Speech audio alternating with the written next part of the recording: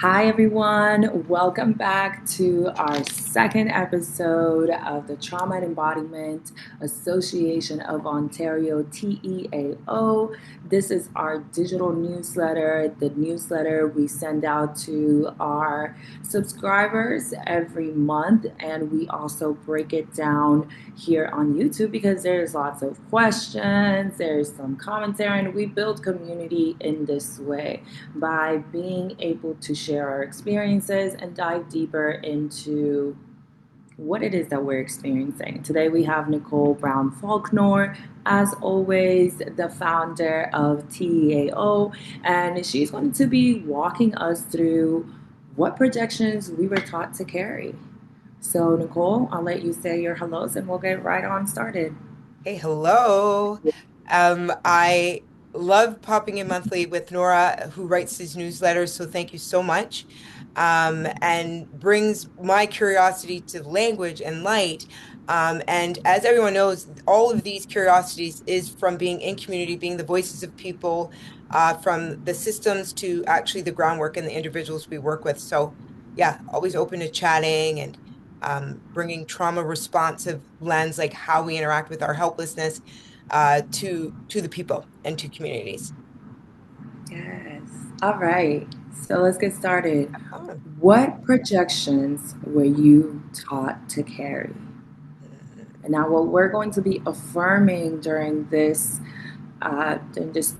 newsletter is, I am not available to be your mirror for pain you won't claim.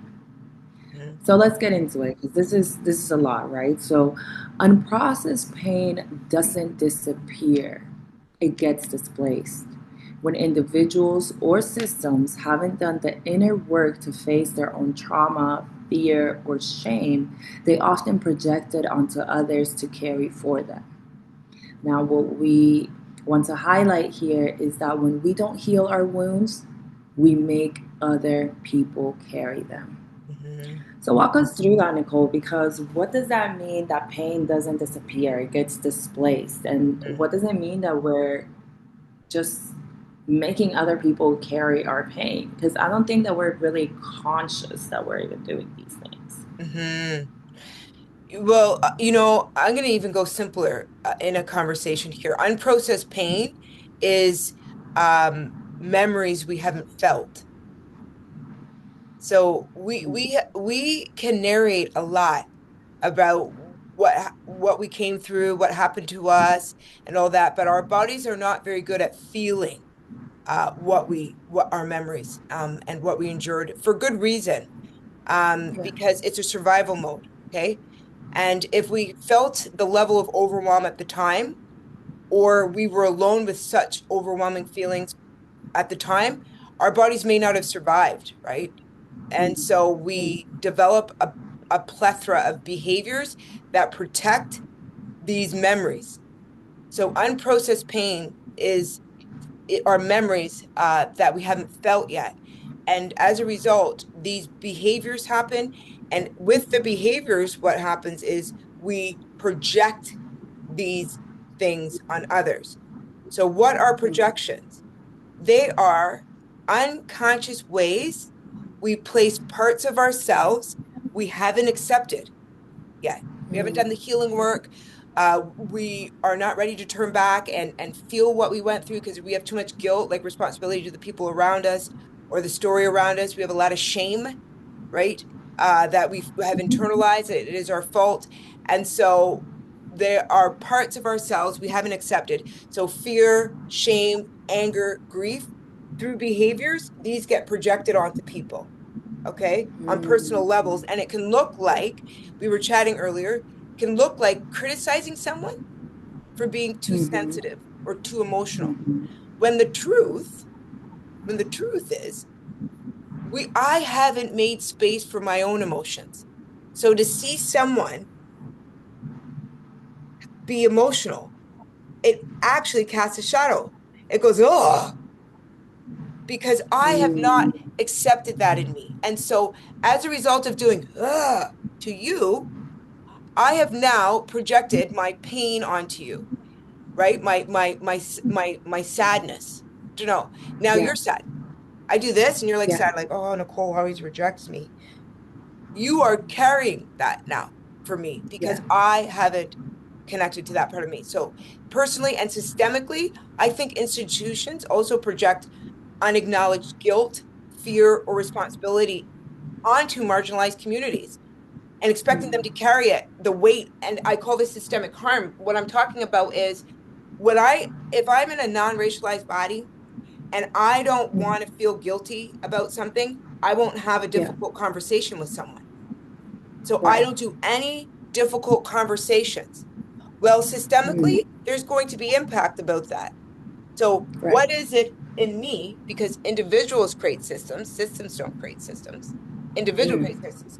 So, what is it in me as a CAO that my nervous system is so dysregulated, which will Yeah. dysregulate my organization too, and the people who work in here, Mm-hmm. that I can't turn Mm-hmm. around and face that difficult conversation? Is it guilt that my uncle was racist? I'm not, but my uncle was. And I carry the accountability for my uncle. And so having conversations bring up guilt. Well, I have to face that so I can Yeah. regulate the feeling, so I can hold the difficult conversation and not the story that lives in my body, which is the guilt of my uncle. Mm. Mm.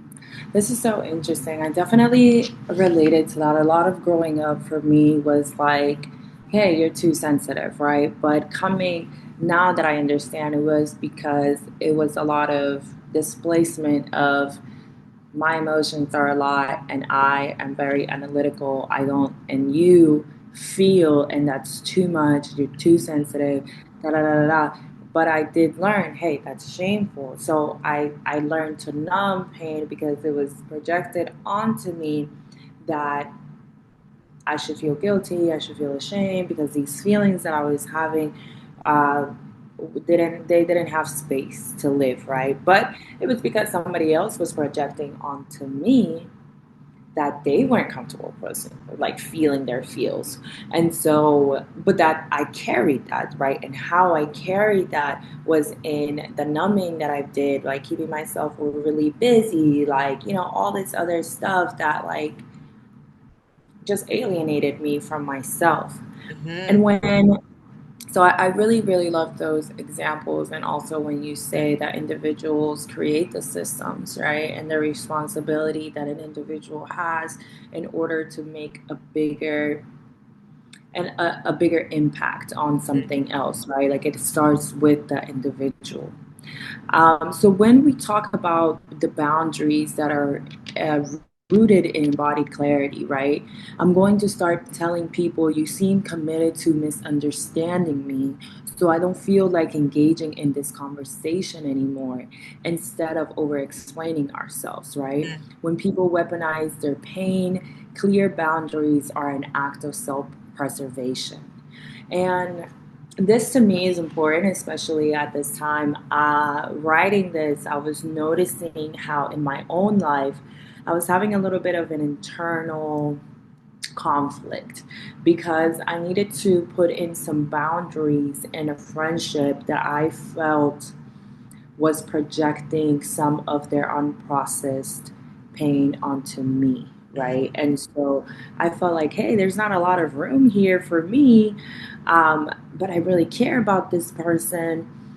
But at the same time, I feel like they keep they're not healing, so I am supposed to listen and listen and listen and listen and listen and no change, right? So when I was sitting down with this newsletter and I read when people weaponize their pain, clear boundaries are an act of self-preservation. I was like, I was speaking to my own self. So walk us through that a little bit more, because sometimes we don't, these feelings of guilt make it hard for the boundaries to be placed. But if we think about it, they are an act of self-preservation. Absolutely. Yeah, so yeah, just walk us through that a little bit more, because that part really like hit me. Hmm. Well, we have to know where we start and end Mm. because most people don't know where they start and end. And Yeah. so by me knowing where I start and end, which is a boundary, I become the light. So people will bump up into me, right? Especially if we are a world of projections. Like I think lots of things that are happening in the world are projections, these constructs that are created of them and us narratives and generational wounds being passed on. So most people are just like bumping it into each other and creating these constructs of them and us, which keep these cycles and constructs going. So boundaries are a form of self-preservation. It's a form of self-love. Like I have to love my breath more than Yeah. I love, yeah, holding this space. So I have to know where my breath gets stuck, where I'll start to have body sensations of overwhelm because talking about carrying projections and you're carrying your friend's projection, I think most harm is unintentional harm, but harm is harm. Yes. So Yes. I begin to feel drained or resentful or confused Yes. when I'm carrying someone's projections, right? I just like, okay. So it can create cycles, I think, of blame. Here I go with this them and us construct and disconnections. Okay. But in fact, if we're aware of our bodies and sensation, like someone starts sharing with me and I start feeling tired or drained, that they may be projecting onto me. So I have to come in. I have to say, I love what you're sharing, that you trust me, you know. And you know what? This is as far as I can go today in holding space that's respectful to the both of us or is fair to you. Yeah. Right? You begin to create languaging around that. Yeah. Or like even talking to each other, like, do you have the space to hear me or to talk to me today? Give me a chance as a bestie to be like, I will tomorrow morning. I could create space. You know what I mean? Like, but Yeah. yeah, the offerings of like knowing where I start and end becomes the light for others to bump up into, okay? Yeah. Yeah, I really liked what you said on the connection, like seeing how our bodies respond to certain things. As a person who is reconnecting back to her body, there are so many times where I wasn't understanding the pain that was in my body because I was not associating that with the person I'm around or the people I'm around. Mhm. Um, so I wasn't understanding the tightness in my chest. I wasn't understanding like a random lower back pain that just wouldn't really fade, but got a little bit more triggered around a certain situation, right? I wasn't understanding that my body was actually communicating to me that it was receiving things that are not me, that are not mine, right? And so boundaries rooted in embodied clarity, I think for Absolutely. me was so key because I'm like, I have to, my body will tell me. And you talk about this a lot with, because you do work with the body, the somatic healing, somatic, like there was just this huge disconnect for me of being like, hey, your body's actually informing you, but you yourself are not making those connections that it's telling you very quickly, actually, very quickly. Oop, Mhm. not yours. Oop. Yep. But I was holding it. I was holding it because I was like, well, I don't know. I guess it's me. It's me. So yes, Yep. embodied clarity for me, it's something that, yeah, All I of gotta it. keep. All of it. Yeah. Well, we were taught to ignore our bodies. We're taught to ignore our bodies. It's how we carry our generational wounds down. If we're talking about projections, like hear what we're talking about. Like if my mom said I was too sensitive all the time, I'm going to have a narrative around myself that I'm too much, that I have nothing to cry about or be upset about. So what we're teaching is how to ignore our bodies. And I think we spend a lot of time being taught how to ignore our bodies. And if the world are projections, in essence, then I'm carrying not only that narrative of my mom's wounds or my dad's wounds or caregivers' wounds. I'm also carrying the projections of my teacher and that I went through school, the ones that, blah, blah, blah. And Yeah. so yeah, like we're taught not to connect to our bodies. And in fact, trauma is about disembodiment. It's saying get out of your body and have a whole bunch of behaviors to protect you because it's not safe to be inside of your body. So we're unlearning that, okay? And I think it's important to unlearn that so we can build a relationship with our bodies, which deconstructs these narratives that we live through. They're not real. anymore. Our Yeah. bodies, all it does is it relives the past every day through these behaviors. Mm, So mm, how do we know what's the past and the present? Well, the body doesn't. It's me that starts to have boundaries. I could not have boundaries growing up and be like one of 10 siblings, like, I don't want to today. I don't feel safe.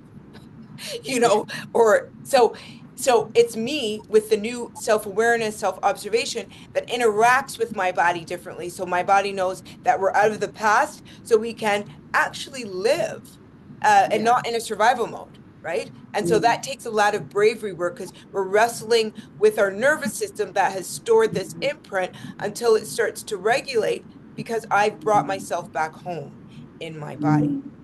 Yes, I love that. I love that. So we talk about breaking the generational and societal expectations, Mhm. especially for marginalized or wounded people. And this is having to do with constantly having to over explain, shrink, or soothe another person's discomfort in order to be heard. And Mhm. I think that this is an experience, as you were talking about earlier, right? That a non racialized person can sometimes make a choice not to confront these difficult conversations, but in turn, then a marginalized person is going to have to over explain the situation, make sure, oh, okay, it's too much for you, we're not going to talk, okay, okay, or just simply, you know what? I said too much. I don't have space here. I'm going to retreat back into myself. So we then affirm again, you seem committed to misunderstanding me, so I don't feel like engaging in this conversation anymore. And that is an embodied boundary as Mhm. well. So, yeah, take us through this, breaking the generation and societal expectations, and especially for marginalized or wounded people. Right? See, I wish I don't get so excited with information because it's like, oh, you know, um, I think the core question around this is why does unprocessed pain seek an outlet? Mm, Why does it seek an outlet? And why does it land on those least resourced? yeah. You ever have a bad day? Like you hear this saying, you have a bad day at work, right? So you keep it together, you keep it together. Oh, Nicole's so nice, blah, blah, blah. You come home and you kick the dog for no reason. The dog didn't do nothing. He's waiting for you to come home, just like, bow wow. Just, you kick the dog and then the kids come running like, sit down. But you kept it together all day and Mm, you had a bad day, but then you go home and you kick the dog. And I love mm. dogs, so nobody, please, like, just ew. Okay, so Dogs that getting back. make sure my dog's not listening. Okay, so that there is unprocessed pain seeking an outlet. So pain, shame, and fear don't just disappear when it's ignored. The nervous system is actually looking for release. Is looking Mhm, for a release. Is looking mhm, for it. So it often pushes those feelings outward. Kick the dog. Sadly, though, I get this. Sadly, projections tend to fall on those with less power. So children in mm, families, employees in hierarchies, mm, or mm, racialized groups in yeah, society because they're less able to resist or challenge it. You see? So the mm, displaced pain becomes their burden, even though it was never theirs to hold. You yeah, see? yeah, uh-huh, Yeah, that's a bird's eye view on that. Because again, if we start talking about these things, people get all stuck on these them and us and they're talking too much. I'm like, whoa, clear the room. Let's look at it from a bird's eye view and what's being displaced and carried in places so that I can build up your nervous system, CEO, yeah, leader, HR department, so that we can actually do the systemic work, which is the mhm, systemic change, which is co-regulating together, right? Co-regulating together. I got to tolerate my shame with someone else, like, oh, sorry, I could have done better there. But if I have a mm, lot of shame or guilt, I'm never going to say that, which says the accountability is going to fall on me as a racialized group in society. mhm, See where I'm going? yeah, That's all I'm going to say. yes. Because, yeah. That is so interesting when you say, like, this. the fear, the shame, the anger is all looking for an outlet. And it is so true, right? Because even when, and I've been guilty of this too, right? Like I have a younger sister, and sometimes, like, I'll hold it together for other people, and then it's like, oh, she gets the blunt end of it. And when you were saying that, I was like, oh yeah, because she's my youngest sister, so I'm the old, and da da da. And I'm just like, but that's not fair, right? Because she can be like, okay, well, why weren't you able to do that to like them, and like for me, you're doing this, and it's like, but I was just releasing something onto her, making her carry something that didn't even belong to, because I couldn't release it. And what does releasing look like if it's not a projection, right? Because release can happen as a projection, and that's maybe more unconscious. But what does a conscious release look like? What does if I have shame, if I have fear, if I have these things that I'm dealing with that need to be released, how can they be released in a way that's not a projection? Amazing question. The pause. Mm, Like my if I will always the body I'm in has an imprint of terror on it. mm, Would folks know that? Probably no. But the original imprinting in this nervous system and our bodies is our nervous system. People are yeah. taking care of their nervous system. It's like, well, that's your body. Your body is your nervous system. You stressed out, you're gonna have a tight back. Like your muscle is your nervous, everything. Okay. And so this body I had my whole life. 3, Mhm. 9, 19, 25. I want to stop there. I like that age. But anyway, so okay. Now, no understanding that says my body will always react because by default, I'm a reactive body because I'm trying to protect myself all the time. React could be like quickly people pleasing. It could be reactive if I'm scared. I could yell, like, stop. It's not that I'm raging, but I'm terrified. Mhm. And so I'm going to default to protection and whatever the Mhm. behavior looks like. So, Mhm. what's the difference in releasing and projecting? Before anything, if our bodies are able to, we pause. It's the pause before. Yeah. I come in, say I hear, I don't know, like I hope they don't fight, but like my boys fight. That my upbringing was so chaotic. I'm so avoidant of conflict in all ways, okay? But I come in and my boys are like in a scrap or fighting. If I don't pause before that, I'm going to be in that. Get off of it. I'm going to be breaking that up because my body's reacting to the terror of my past. There's going to be violence. Someone's going to probably have a near-death experience. It's just flooding with Yeah. memories and memories Yeah. in my reaction. So I pause with my bodies.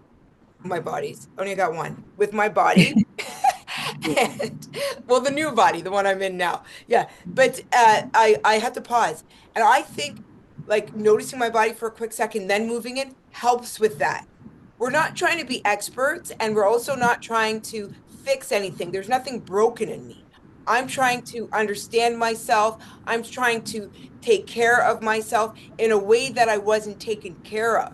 So it means that in that moment, as opposed to creating a different dynamic, I pause in there and I'm like, if you don't get off of him, I will have to call the neighbor, get someone involved, and y'all will be like, you know what I mean? I have to, Yeah. or whatever measures it takes. I can't, I don't, I won't know.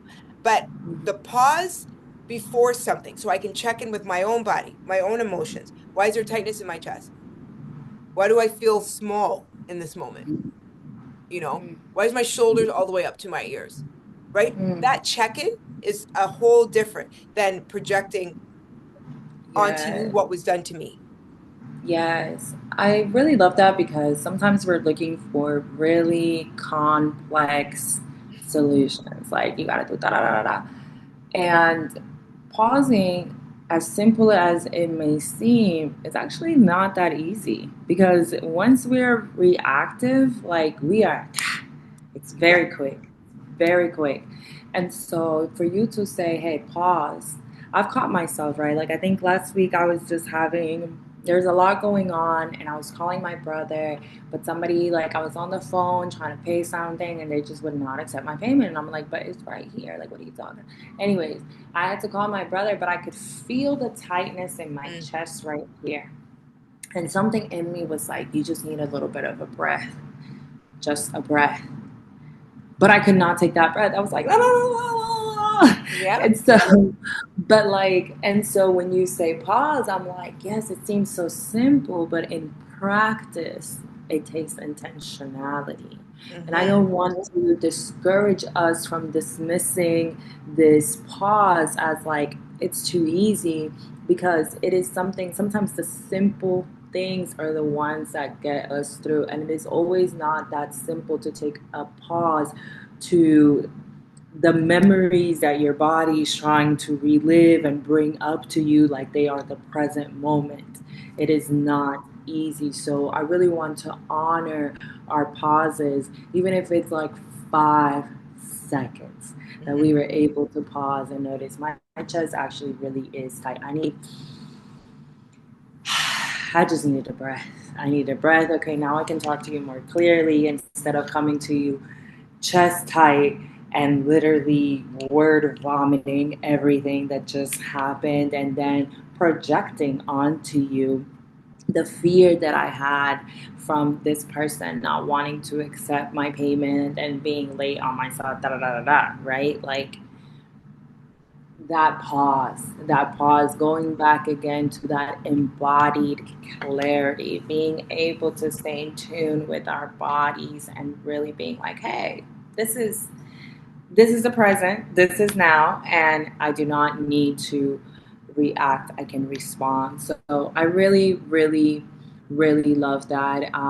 And one of the things that we're gonna and this is, what projections were you taught to carry? Are you not even sure? You haven't even looked at that. Is it shame and guilt? Is it unworthiness? Is it silence or over explaining? I know for me, I for sure was a little bit of a combination. There was a lot of shame, guilt, unworthiness, and silencing that happened to me. So sometimes we do have to remember that the projections can be more than one thing, it just doesn't have to be one. Hmm. Absolutely. Love that. Yeah. The embodied clarity. Yeah. What it does is it interrupts cycles, right? That are patterned in our bodies. It builds awareness of our inner patterns so that it creates space to process shame, grief, and it actually supports the body in letting go. Because if the body's Mm, all wound up, it's reactive. That's why we stay charged, even though I know I should breathe here, but I don't want to.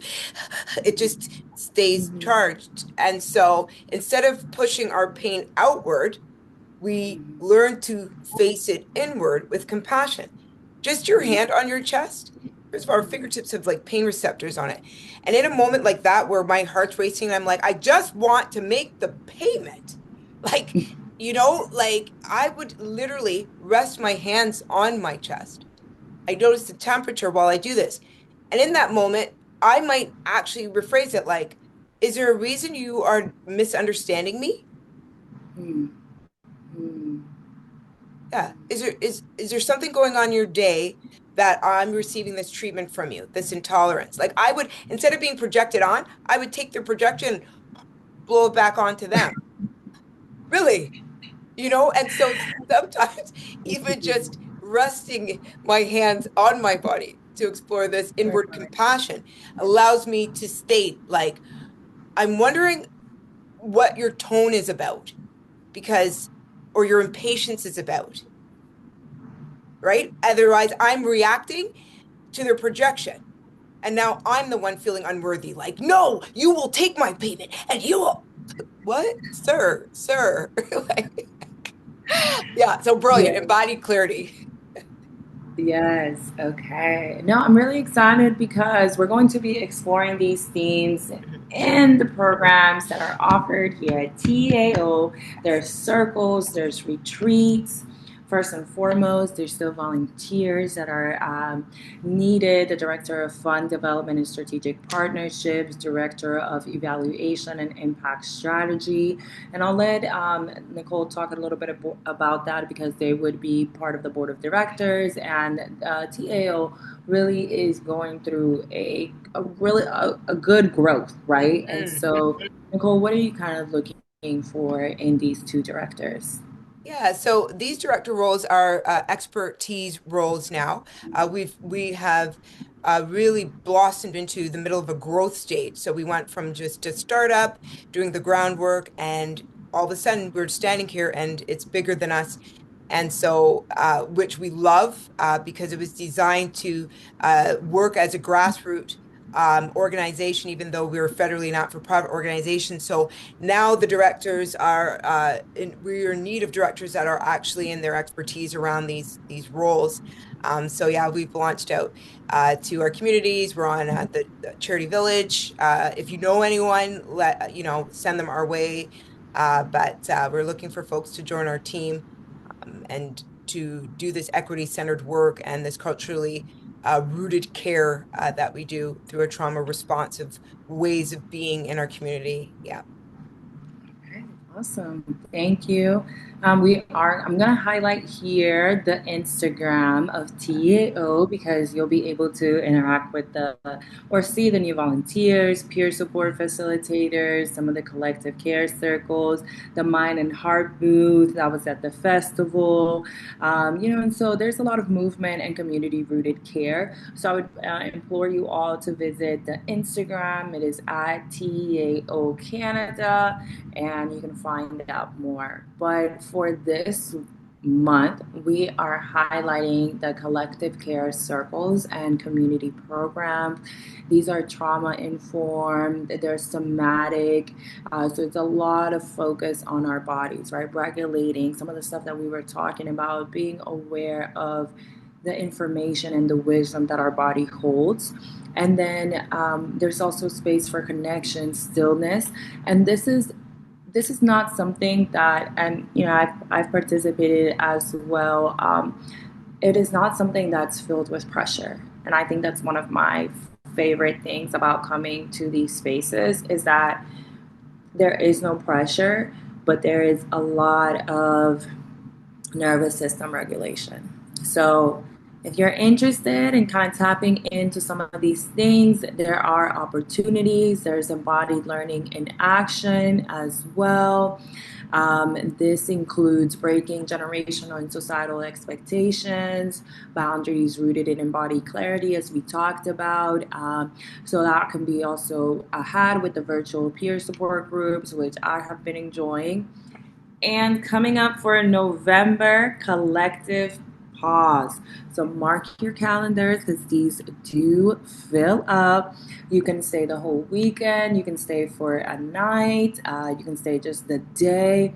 But it's really, especially for people in racialized bodies, wounded bodies, to pause, breathe, and reclaim what was lost. Hmm. So important. It is a very sacred space, and it's a space to really get to release deeply and reconnect. So please, please, please register early, November 7th through the 9th. It's going to be really good. And as far as our education and trainings, there is a trauma responsive care certification. It's a 2-day process as well. And you can sign up as well. So let us know, Nicole, anything we're missing, anything you want to let the people know that you're excited about. Well, I think you're excited as me about the retreat. I love the collective pause retreats. We don't pause enough.